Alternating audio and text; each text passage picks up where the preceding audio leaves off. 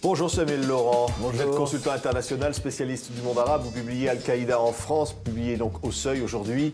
Est-ce qu'après Médine et Mouche, après la tuerie de Bruxelles, d'autres réseaux liés à Al-Qaïda sont prêts à frapper en France ? Alors, bien évidemment, deux sortes de réseaux, quelque part deux catégories. D'un côté, en effet, des cellules qui s'implantent très discrètement et qui vont prendre un certain temps avant de devenir opérationnelles et qui, elles, sont directement liées à Al-Qaïda. Et d'un autre côté, bien évidemment, tous ces jeunes djihadistes qui rentrent de Syrie par centaines, ou même par milliers si on inclut l'Europe, et qui sont chargés d'une idéologie extrêmement hostile à l'Occident, et qui comptent, comme on leur apprend lors de leur séjour dans les mouvements salafistes, non seulement, bien évidemment, frapper la Syrie et frapper Bachar el-Assad, mais également frapper les infidèles dans leur pays d'origine. Alors vous avez remonté ces réseaux, vous avez rencontré ces djihadistes. Qui sont-ils aujourd'hui? Que préparent-ils? Très difficile d'établir un profil générique des djihadistes. Je crois qu'en règle générale, on peut dire que la plupart sont issus de l'immigration, la plupart viennent de cités ou de banlieues difficiles.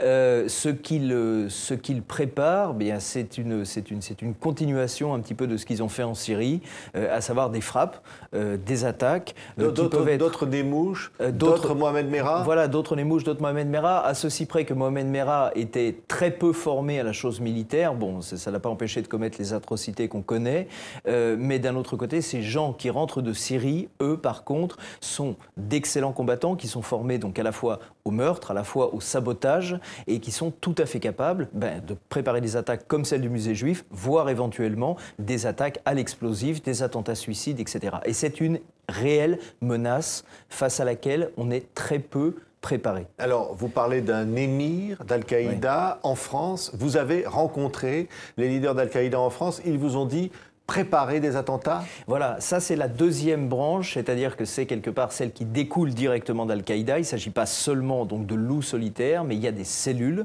qui sont en train de s'implanter en France, et des cellules en provenance de Syrie, de jeunes combattants qui sont réimplantés à l'intérieur de notre société, qui sont aux antipodes des profils dressés par nos services de renseignement, donc des gens qui sont parfaitement sous les écrans radars, si j'ose dire, de la France, et qui, eux, bien évidemment, s'apprêtent à préparer des attaques qui sont des attaques de beaucoup plus grande ampleur. C'est-à-dire, ils s'apprêtent à viser qui? Alors, s'apprêtent à viser des cibles qui peuvent être en effet des cibles de masse, comme il l'explique, c'est-à-dire des gares, des aéroports, des avions. Ils disposent d'un armement qui est un armement considérable. Il ne s'agit pas, là, pour le coup, d'une Kalachnikov. Il s'agit de missiles sol-air, il s'agit de missiles sol-sol, il s'agit de fusils de sniper. Donc, c'est des gens qui peuvent attaquer une personnalité politique, ils l'ont expliqué, donc des gens de premier plan, qui peuvent également attaquer, comme je vous dis, des endroits où ils pourront comme ça infliger un maximum de pertes. Et là, on se dirige non plus vers un profil de Ménouche, mais on se dirige vers celui des attentats de Madrid, des attentats de Londres, ou du 11 septembre dans une moindre mesure peut-être,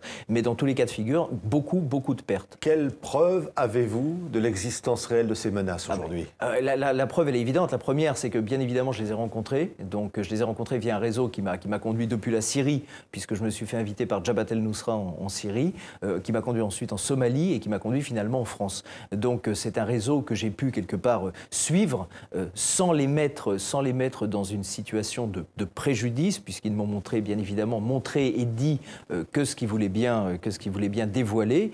Mais le réseau existe. Les armes existent, ça j'ai pu le vérifier de visu parce que c'était la condition sine qua non à la publication donc, de ce livre et de cette enquête.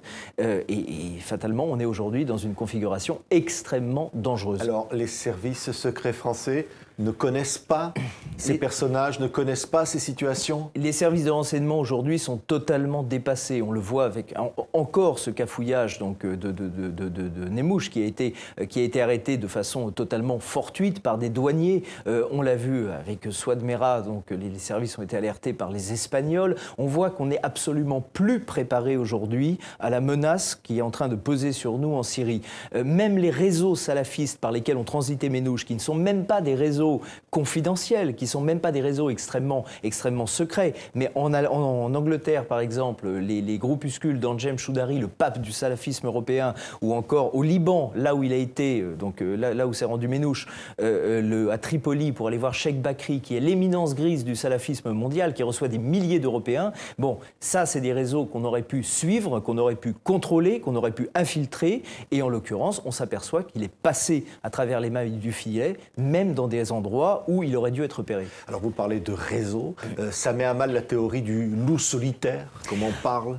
Alors en effet, il n'y a plus de loup solitaire, le Mera était d'une autre époque, était de celle de l'Afghanistan. Aujourd'hui, avec la Syrie, avec tout ce que ça draine en termes de réseaux sociaux, de vétérans, d'aspirants au djihad, de gens qui parlent, de Français qui s'expriment justement depuis la Syrie, etc. Il y a un maillage extrêmement dense, à la fois en France, mais également dans le reste de l'Europe, ce qui permet aux aspirants, donc terroristes, entre guillemets, comme Nemmouche, de trouver des points de chute qu'ils peuvent trouver en Belgique, dans des organisations comme Sharia for Belgium, qui est très connue, Sharia pour la Belgique, qui a également un appendice en Hollande, qui a des appendices en Angleterre. Donc aujourd'hui, il n'y a plus de loup solitaire. Même quelqu'un qui prépare une opération seul dispose de relais au sein des mouvances salafistes dans le reste de l'Europe. Ça veut dire qu'il y a d'autres Nemmouches aujourd'hui, Samuel Laurent, qui vont frapper? Très clairement, pour les avoir fréquentés sur le terrain, pour avoir été à Selma, donc dans la ville de Selma en Syrie, au front avec eux pendant des semaines, il est évident que l'idéologie qui se greffe sur ce conflit fait que ça n'est pas un conflit local, c'est pas un conflit régional, on ne parle pas de l'Irak, de la Syrie, etc. C'est une idéologie globale, une idéologie de conquête, une idéologie d'hostilité. Donc ces 700 et quelques dont parle le gouvernement français, donc vétérans ou futurs vétérans, qui sont connus, mais le chiffre est d'ailleurs probablement sous-estimé. À titre d'exemple, dans cette petite ville où j'étais, il y avait 50 Français. Des fronts comme ça, il y en a des dizaines en Syrie et des bien plus importants.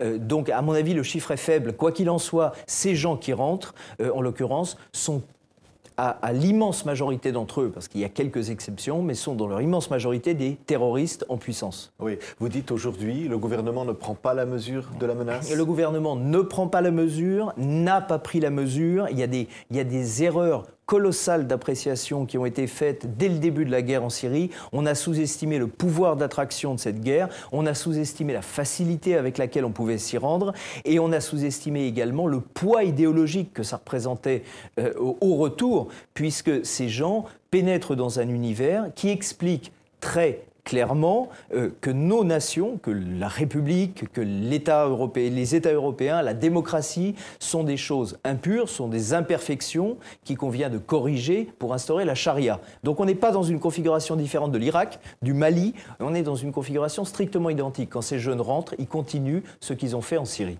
Merci beaucoup Samuel Laurent. Merci à vous. Al-Qaïda en France, révélation sur ses réseaux prêts à frapper, publié au Seuil, sort aujourd'hui. Merci d'avoir été notre invité. Merci.